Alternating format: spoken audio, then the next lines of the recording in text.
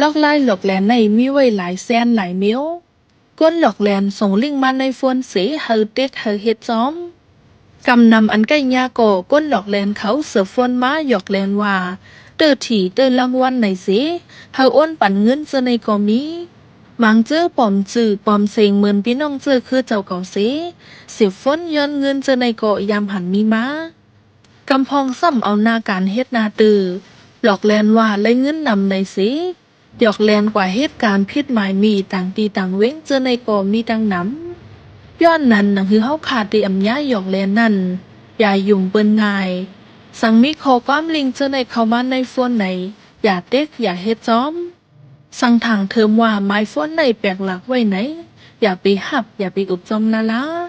สังญาหลอกแลนเอาเงินกว่าไหนเนี่ยตึงลาตีเจ้านาตีปริกรรมเหลวมาซุงคาพี่น้องปันแห้งจุ้มข่าวพุทธฮอเข้าคาตั้งเซงในเจเวงปังลองในยามเหลียวรู้รายกาคันป้อเลยเฮ็ดให้เจ้าส่วนเขาอ่อนกันซุ่มตึนลังดังน้ำมันก็ซ้ำไรกว่ากูยิมาเสเหตุการผูกซ้อมไว้กวยแลพ้องคันรู้อำเป็นการในเจ้าส่วนเขาอ่อนกันทบลังอยากไว้ในค่ะปีนรู้ก็เมียนขันนั้นรู้ก็มือซื้อมันยิงช่วยเปียดเองเสียเองโมเดลซ้ำไรไข่เฮง5 ปากเฮง2 ปากยังไงอันล้างลายอันล้างชุ่ม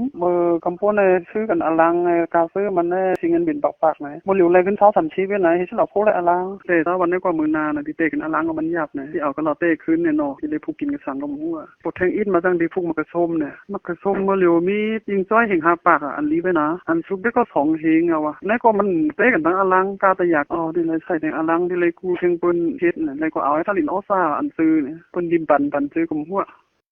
มันดิเลยมีการมีออสากาปูตาซีเขาการโลอาคาเขาการสอนสูติงคาเขาการฟังน้ำพวกใครถูกใครซ่อมเนี่ยมันดิเลยมีขึ้นล้างมันหนำนั่นน่ะการหนึ่งอันได้บ่มีทั้งหลายได้มันเฮ็ดไรนั่นน่ะ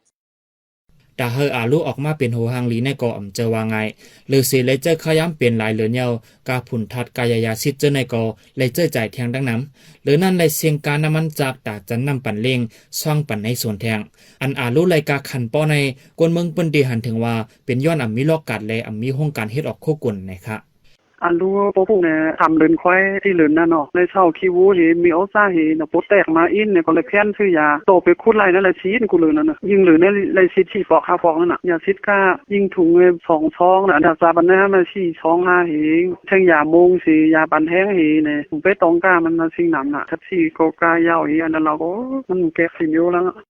ทางฝั่งร้องเนี่ยมันถูกนำนะอะไรขาลำแต่หรือแค่ปูหมูใส่บิ้วแล้วบ่เรามือเหลียวเนี่ยส่งไรก่อนเนี่ยก็เลยก้นไรก่อนทำไรไปเนาะส่งอัญญาบางทีไม่เลยเขาทำไรไปนั่นน่ะการอยู่สาคำพองนั้นมันซิกเห็นไรอะไรมือเขาเนี่ยทางฝั่งร้องเขาค้าในมือกูปอกเนี่ย1 ปีเนี่ยเขาผูก2 ปอกไปมือเหลียวเนี่ยผูก3 ปอกนั่นน่ะก้นผูกก้อนน้ำมาทำกลุ่มที่เพื่อนก็ทำไรกลุ่มแจ้งกันนี่กลุ่มโชดโชว์พวกเลยแซ่ยงมาชี้อะไรป่าละบ่หรือเสียรู้ยาวโคสนก้นเปิ้นดีในจีเวงปังร้องเหมือนหนังเน่งพักกาดมักคือซุ่มเจ้าในกออำไรคันซุงเหมือนกันอยู่ดีก้นเมืองเปิ้นดีเขาได้อำไรน้ำต้อนอันกึ่งงำเซตาย้อนมีการตั้งเจอแลและสืบเพชรกว่าก็มีในค่ะคือเยอะๆก็ตุ้มตายก็ตอนเกิดราคาพี่น้องซื้อเฮ็ดเองในก็เหมือนนั้นเขาอ่ะยิ่งแหงนึงจ้อยเนี่ยคือเหมือนเว้ยคนเจ้าเองก็เหมือนนั้นนะคนถูกอารู้ก็เหมือนนั้นนะคนถูกทิ้งเขาก็เหมือนนั้นอันถูกอันซ่อมก็เหมือนนั้นนะคะมันสิอยากเข้าแห้งหรือเมื่อไหร่อยู่เขาวนด้วยได้นะใกล้ล่าสุดมาใกล้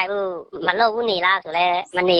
แซนโลกเลยปาพี่โดนส่วนโลกเสียมาที่โลกมันเปลี่ยนนั้นเนี่ยพักกาดก็มันซุ่มกันมือป้วนมาในคอยราเขาหนึ่งเส้นก็มันก็น้ำมันซ้ำตางเนี่ยมันหยับยาสิปีกายช่วงผู้ก็พวกไข่ลีมาขึ้นในวันตีนหน้าเนี่ยยามเฮ็ดอันเราก็เฮ็ดบอกใช่ไหมต่างนิ้วก็หมอเฮ็ดอินเนาะหมอเฮ็ดใช่ไหมยังไงกวนเมืองเปิ้นดีเขาได้หันถึงว่าหนังหือเจ้าส่วนเขาได้สิเพชรการกว่าง่ายลมนั้นโลไลมีการโฮมืดดีฝ่ายภูมิเป็นพรจอมเหมือนหนังโคสนเจ้าในก็ให้มีรองรับซื้อปันจัดปันลอกกาดเจ้าในค่ะมือเหลียวก็ร่วมเยอะกะบางคนในค่ะนะอาตุยาเขาก็ทำเข้าปานปันอาตุไม่ชิงหวีอาตุน้องแต่ตาในชิงหวีทำเฮ็ดปันมือเขาเนี่ยนะแต่ที่เกเรียนได้ก็มันง่ายครับอาตุยาก็รู้ทิ้งแบบนั้นน่ะเนาะรู้ปันกู้เงินอันนั้นก็อาตุยานี่แต่เวพี่ลองพี่มันละมันเหลืออะไรมีทั้งนั้นค่ะอยู่ค่ะวนได้นะกวนเมืองเปิ้นดีในเจเวียงปังร้องในเฮ็ดกินการผูกซ่อมเป็นเปิงลงเสออนกันผูกรู้ผักกาดปีผักกาดหมอกมักคือสมเจ้าในส่งจูป้อยจ้าดีเวียงอ่องป้านเสสืบส่งคายต่างดีต่างเว้งคันรู้อันออกดีเวียงปังร้องในมือปี2020นั้น1จ้อยในจะส่วนเขาไหลขายหมอกสีเหงป้าเจ้าในเสเนปี2026ในเดอีกเนือเส้นรู้เล็กใหญ่เสไหลขันในเกเหง2 บาทถึงเหง5 ปากป้าไว้แลตาดีใจใหญ่รู้เสเล็กนาขึ้นกว่าห้างเผามันนั้นอ่อนกันอยากผึดกินใจไว้ในเขาปันแห้งจุ่มข่าวผู้ใดฮอกและยิ่งโจมขอบใจนำอยู่ค่ะ ย้อนสู่ให้พี่น้องเฮาอยู่ลีกัดเย็นหลอดเพเขียนกลองเสกำข้าเฮาขุนคิงค่ะออหมายสุงค่ะ